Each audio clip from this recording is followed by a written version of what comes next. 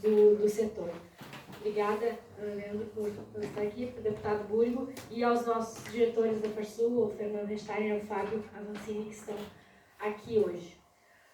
Bom, me apresentando então, sou Paula Fmeister, eu sou assessora ambiental da Federação da Agricultura, da Farsul, e trouxe aqui um pouquinho do cenário atual da atividade da silvicultura no Estado e também, principalmente, focado nos ZAS, no zoneamento ambiental da silvicultura, que foi uma pauta aí que a gente trabalhou arduamente desde 2020 e que teve a conclusão agora em 2025. Eu vou contar um pouquinho desse histórico e também qual é o novo cenário e quais as novas perspectivas com o zoneamento ambiental da silvicultura atualizado.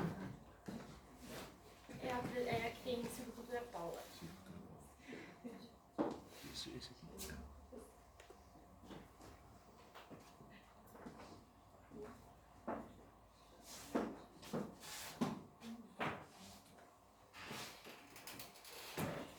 Obrigada. Bom, então o tema hoje é avanços e desafios da silvicultura no Rio Grande do Sul. Obrigada, Matilde. Pode passar. Então, trouxe 3 eixos principais hoje aqui.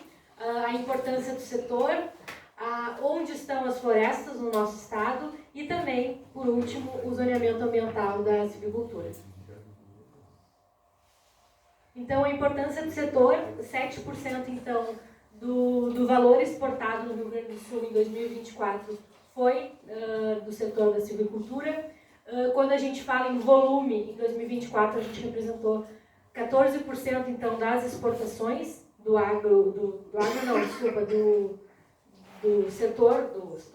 da atividade econômica do estado do Rio Grande do Sul, então 14% do volume foi proveniente da silvicultura. E, a nível nacional, a gente fala aí em um valor de 132 bilhões em 2022 de faturamento, então, do setor da silvicultura.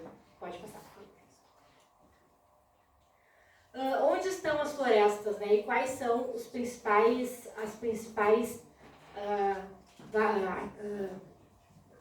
áreas, espécies, obrigada, desculpem, gente. Então, o eucalipto, obviamente, é a principal cultura aqui do estado do Rio Grande do Sul. A gente tem 64% da área de silvicultura com eucalipto, pinos 30% e depois a cássia ali com 6% da área plantada no estado do Rio Grande do Sul. As principais, então, exportações dos produtos florestais em volumes, o principal é borracha natural e goma natural, depois celulose, madeira e papel, então, o que faz então, as principais produtos exportados da atividade da silvicultura. Pode passar.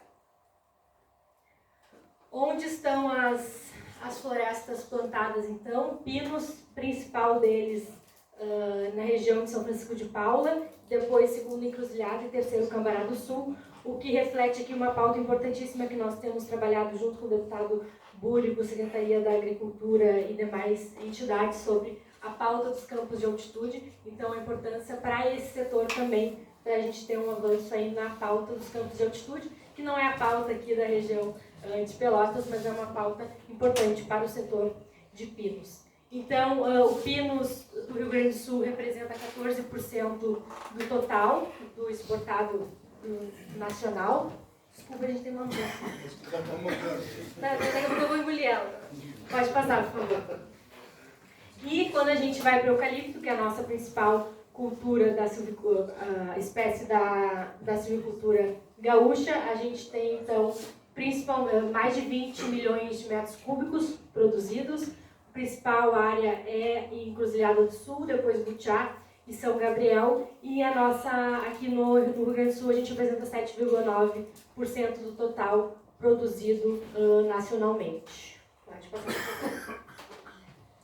Entrando então na pauta do zoneamento ambiental da silvicultura, que foi a pauta demandada aqui hoje para eu falar um pouquinho. Os ZAS, então, acredito que todos aqui tenham familiaridade com ele. O nosso ZAS, que é o zoneamento ambiental da silvicultura, ele tem um objetivo, então, de ser um instrumento de gestão ambiental da atividade da silvicultura. Importante que todos saibam que só nós, gaúchos, temos um zoneamento ambiental de silvicultura. Nenhum outro estado brasileiro tem esse instrumento. A gente ainda tem no nosso estado a questão do licenciamento ambiental da atividade da silvicultura. Sei que terá novidades nessa pauta, mas vou deixar para mais adiante. Mas, então, se nós temos esse instrumento, a gente tem que buscar construí-lo da melhor maneira possível para ser utilizado e também que não nos trave o crescimento dessa importante atividade econômica para o estado do Rio Grande do Sul. Então, dentro dos ZAS, ele tem objetivos principais, que é a questão da biodiversidade, dos ecossistemas e também da sustentabilidade. Então, a gente une a atividade econômica, assim como todas as outras, dentro de um mapeamento, de um zoneamento para a atividade de silvicultura do estado do Rio Grande do Sul. Pode passar, por favor. Então, o que é o ZAS e como ele se criou? O zoneamento ambiental da silvicultura ele foi uma demanda lá do início dos anos 2000, logo quando começou a atividade da silvicultura se expandir no estado do Rio Grande do Sul. E em 2008 foi a primeira vez, então, que o ZAS foi pautado e criou-se uma resolução através do Conselho Estadual do Meio Ambiente que tratava e trazia, então, regramentos do zoneamento ambiental da silvicultura em 2008. Em 2009 ele foi complementado. Nessa época eu ainda não estava atuante, mas escuto histórias que foi uma das pautas mais polêmicas tratadas e discutidas dentro do Conselho Estadual do Meio Ambiente, inclusive com a última reunião no dia onde foi aprovado o zoneamento ambiental da silvicultura. O Ministério Público tentou impugnar aquilo que havia sido construído dentro do Conselho Estadual do Meio Ambiente, do Conselho Estadual do Meio Ambiente, e ficaram, acho que o Jorge pode me complementar, ficaram até tarde da noite esperando sair uma liminar do Ministério Público para que fosse, então, aprovado com o entendimento da maioria que estava ali no Conselho Estadual do Meio Ambiente e, após o Ministério Público, então, não entrar com uma ação sobre o caso, o Conselho Estadual do Meio Ambiente aprovou, então, a primeira resolução e ela foi, então, publicada em 2008, que era 187 de 2008. Ela foi complementada depois em 2009, pela 227 de 2009, e nessa resolução de 2009 trazia um prazo para 5 anos do zoneamento ambiental ser atualizado. Então, a demanda lá em 2009 é que a cada 5 anos o ZAS fosse revisitado e fosse atualizado. Isso nunca aconteceu. Então, o setor produtivo, por necessidade, apresentou um novo estudo, apresentou uma nova proposta do zoneamento ambiental da silvicultura em 2020. Então, em 2020, em fevereiro de 2020, o setor produtivo, liderado pela Fiergs, dentro do Conselho Estadual do Meio Ambiente, onde a Farsul, FAMURS e FETAG acompanharam a pauta e apoiaram a pauta dentro do Conselho Estadual do Meio Ambiente, ela foi apresentada em fevereiro de 2020. Infelizmente, nós tivemos a pandemia, logo em março, que foi aí que eu entrei na Farsul e eu peguei os ZAS, então, a atualização dos ZAS desde o princípio. Essa pauta, infelizmente, ficou em stand-by, assim como diversas outras pautas naquele momento que a gente estava passando. Mas foi um pontapé importantíssimo, porque a gente retomou a pauta da atualização e a necessidade da atualização do zoneamento ambiental da silvicultura do estado do Rio Grande do Sul. Então, ela foi apresentada em 2020. Eu me lembro até hoje, era uma reunião virtual à época, por conta da pandemia, foi no auge da pandemia, que foi depois de apresentar em fevereiro, teve outra reunião ali por abril, e eu me lembro do pessoal da FEPAM com olhos arregalados. Vocês estão propondo uma nova metodologia? Isso não é o que nós temos hoje. E realmente a gente apresentou uma nova metodologia, principalmente para conectividade e permeabilidade, que eu vou falar um pouquinho mais adiante. Então foi uma pauta impactante quando ela foi apresentada, mas que depois de muita conversa, muita reunião, muito grupo de trabalho, a gente teve êxito aí e conseguiu aprovar então a nova metodologia do zoneamento ambiental da silvicultura. Então, ela foi apresentada em 2020 e só em 2023, dentro da Câmara Técnica de Agropecuária e Agroindústria, que foi discutida, a qual a Farsur preside essa Câmara Técnica, a gente conseguiu, então, elaborar a primeira resolução do Conselho, a primeira atualização. Por que ela foi feita em 2 etapas? Porque as discussões estavam muito intensas na pauta da conectividade e permeabilidade. Então, se entendeu melhor a gente atualizar a questão do balanço hídrico e atualizar outras questões ali na resolução, mas que só o balanço hídrico já nos traria pontos positivos, porque o balanço hídrico lá de 2009, obviamente, ele era feito com uma tecnologia muito diferente e muito mais antiga, e com novas tecnologias, com diversos pontos de monitoramento de balanço hídrico, a gente conseguiu trazer um mapa e uma clareza para a questão do uso dos recursos hídricos para a atividade da silvicultura. Então, se aprovou em 2024 a primeira versão, e dentro dessa primeira versão a gente trouxe, primeiro, a atualização do balanço hídrico, que foi já foi bem positivo. A gente trouxe também a manutenção de um grupo de trabalho dentro da Câmara Técnica de Biodiversidade. Aí saiu da Câmara Técnica de Agropecuária e foi para a Biodiversidade, porque as entidades ambientalistas entendiam que essa pauta tinha que ser trabalhada na Câmara Técnica de Biodiversidade. Pelo bem da pauta, a gente aceitou, fomos para a Câmara Técnica de Biodiversidade. O Fabrício está aqui, que acompanhou toda a discussão, o Fabrício da Secretaria da Agricultura. E lá dentro da Câmara Técnica da Biodiversidade, toda a pauta de conectividade e permeabilidade ela foi retomada. Mas também, dentro dessa resolução de 2024, se criou um grupo técnico, um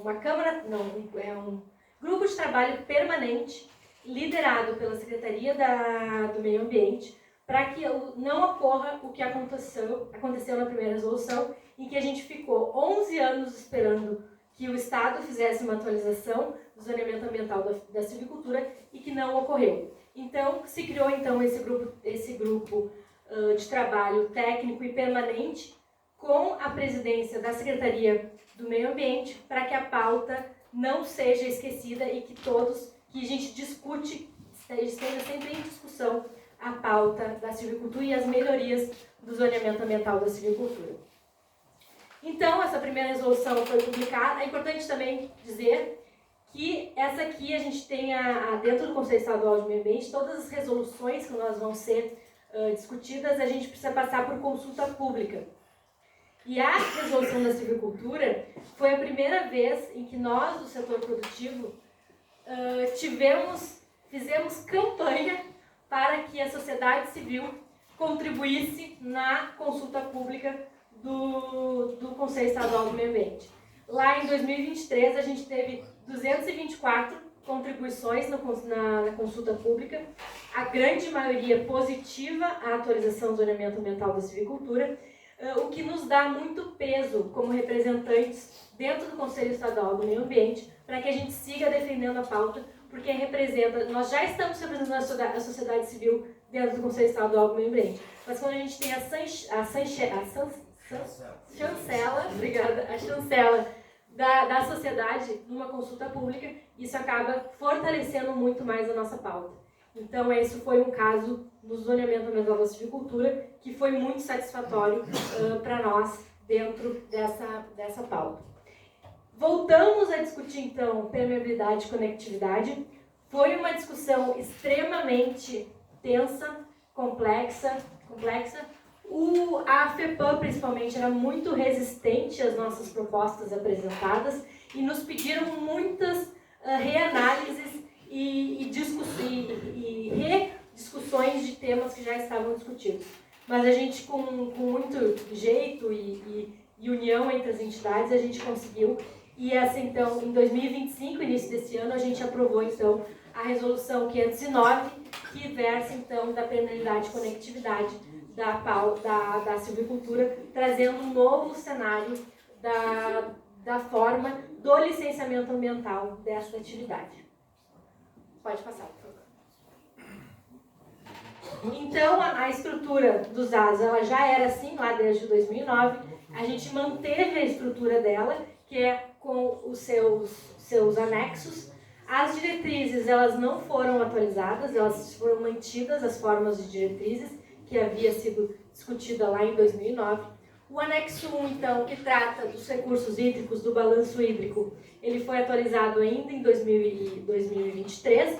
Depois o anexo 2, que ele trata da permeabilidade e conectividade, que foi a grande discussão e o ponto alto aí de calorosas discussões dentro do Conselho Estadual do Meio Ambiente. E depois o anexo 3, que também não foi alterado. Esse aqui, o anexo 3, ele trata dos estudos de fauna e flora. A gente sabe que ele precisava, sim, de atualizações, mas essa aqui é uma pauta que a gente optou por não discutir ou não trazer ela no momento, porque a Secretaria do Meio Ambiente ela tem trabalhado nas questões das espécies prioritárias, a lista de espécies em extinção, então tudo isso está sendo discutido. Pode passar, por favor. Aqui, então, para nós é um dos principais gráficos.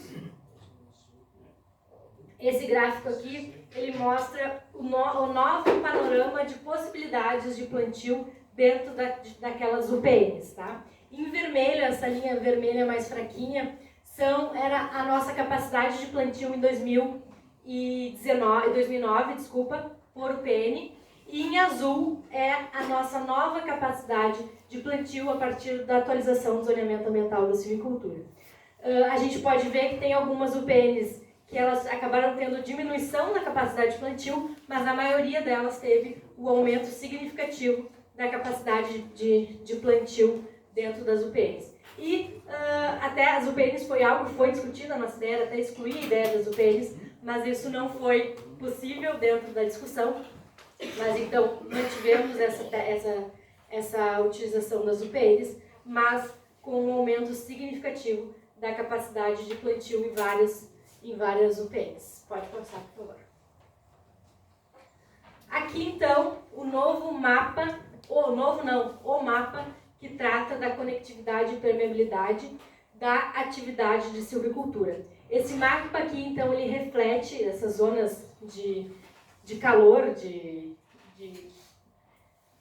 coloridas, elas refletem então a capacidade as áreas e as capacidades de plantio.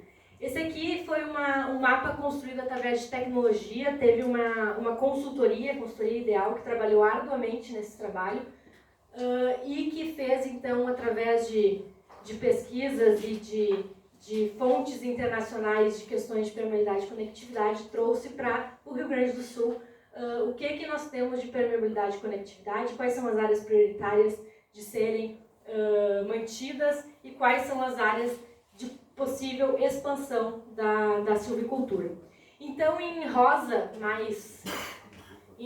mais chocante aqui, rosa pink, são as áreas protegidas. Então, são aquelas áreas em que não terá silvicultura, que são aquelas áreas de unidades de conservação, de terras indígenas, zona núcleo da Lei da Mata Atlântica. Então, são áreas que já não podiam ter silvicultura, seguiram sem poder ter atividade da silvicultura, e que são áreas de restrição para todas as atividades produtivas.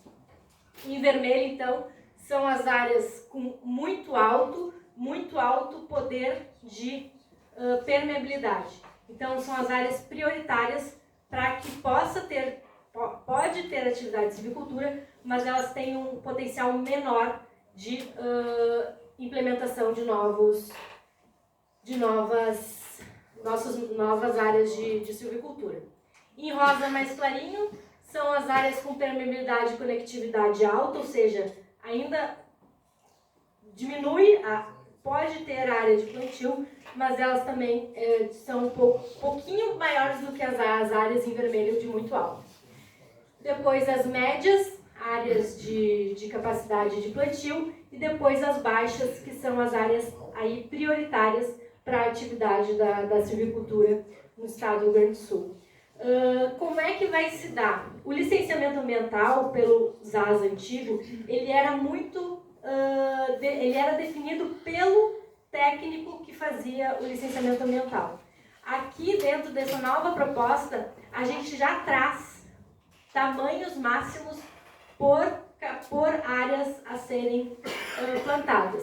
Então, por exemplo, onde eu tenho área muito alta, mesmo tendo uma propriedade de 1.000 hectares, eu só vou poder, se eu estiver 100% dentro da área com muito alto, eu só vou poder ter áreas plantadas de 30 a 40 hectares. Então, não vou poder ter áreas maiores, mesmo eu tendo área que eu poderia, ao meu ver, plantar, mas se eu tiver uma área muito alta, eu só vou poder ter de 30 a 40 hectares de silvicultura.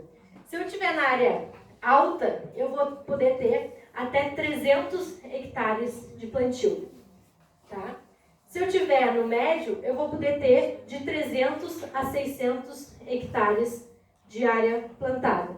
E no baixa, eu vou ter, então, possibilidade de ter mais de 600 hectares de área.